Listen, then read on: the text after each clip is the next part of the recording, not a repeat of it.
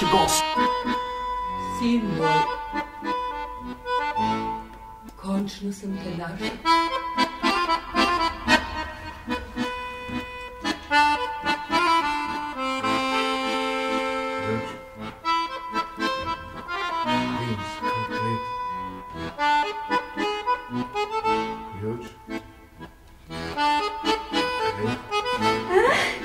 Nisam tvoja sestra s katero bi moral deliti mamino premoženje.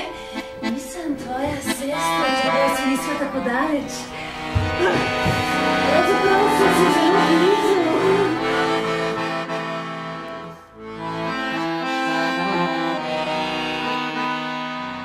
Razparaj, psico! Hoću vidjeti njeno drobove, njena jetra, jajčnike, maternico! Hoću vidjeti njeno srce! To njeno šparanje, da stavim u zrak špara.